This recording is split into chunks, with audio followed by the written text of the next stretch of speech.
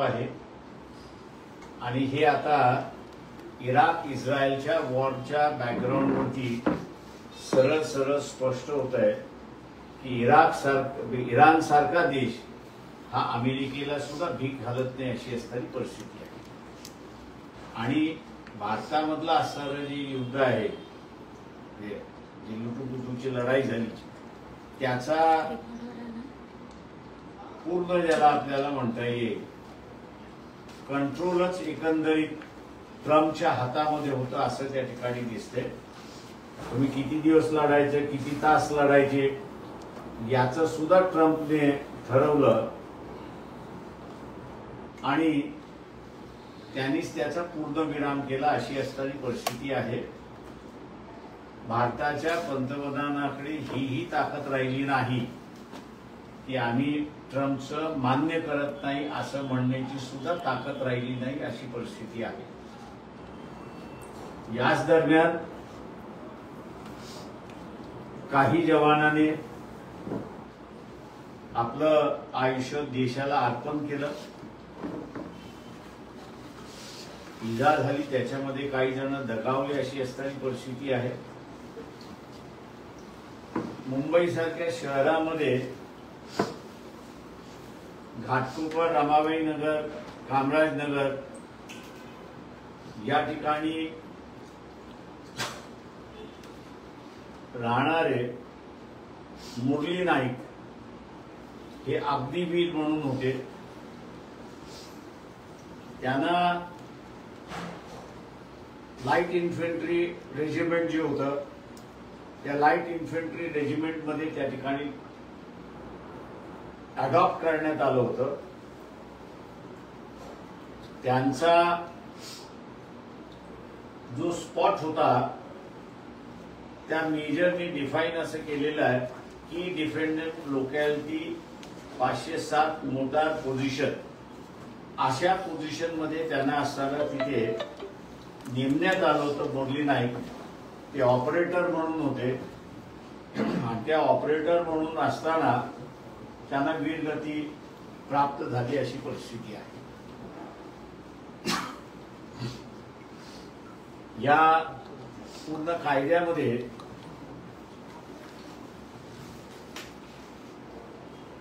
वीरगतीला martyr झाले तर त्यांचं नेमकं काय करायचं याच्या संदर्भात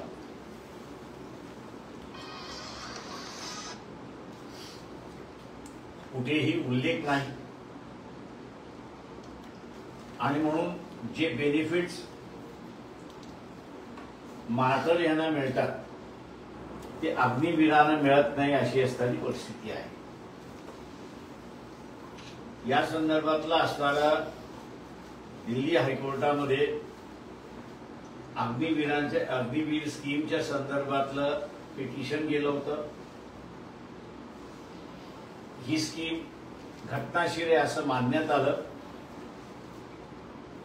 ती घटनेशीर आहे याच्याबद्दल दुमत नाही, परंतु सोल्जरला ज्या बेनिफिट्स आहेत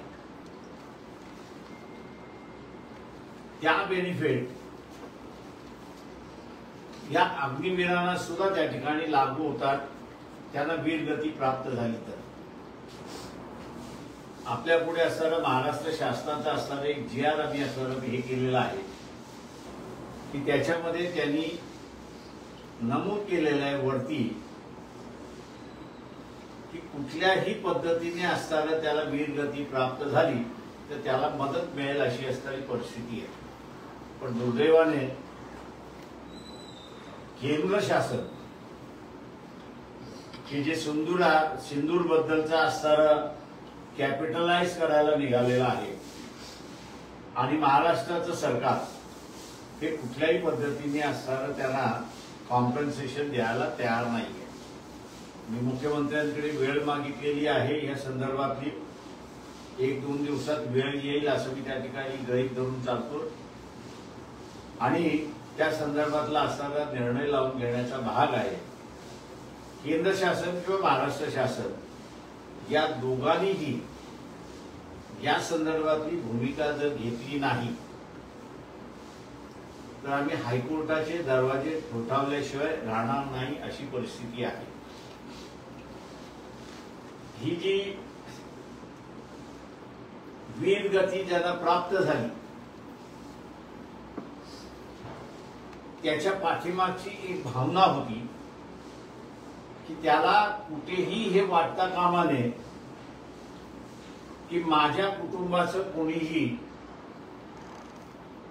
विचार करणार नाही किंवा माझ्या कुटुंबाचं काय होईल याचा कुठेही त्याच्या मनामध्ये लवलेश येऊ दे म्हणून किमान ज्याला वीरगती प्राप्त झालेली आहे त्याला शासनाकडून 1 कोटीचं त्याच्या कुटुंबाला अनुदान त्या ठिकाणी दिलं जातं। जो सैन्यामध्ये गेलेला आहे त्याचं मनोबल टिकवण्यासाठी त्या सोल्जरची कुटुंबाची जबाबदारी ही सरकारची जबाबदारी आहे आणि या सरकारच्या जबाबदारी पाठीमागे त्यांनी असताना ज्यांना वीरगती प्राप्त झाली आहे त्यांना त्यांच्या कुटुंबियाला एक कोटीची मदत देण्याची योजना त्या ठिकाणी लाभलेली आहे। परंतु पंजाब मधला असणारा अग्निवीर असेल किंवा मुंबई मधला असणारा मुरली नाईक तो खऱ्या अर्थाने कर्नाटकातला आहे। त्याचे आई वडील मुंबईमध्ये मी म्हटल्याप्रमाणे रमाबाई नगर घाटकोपर ह्या भागामध्ये त्या ठिकाणी राहतात। तेव्हा महाराष्ट्र शासनाची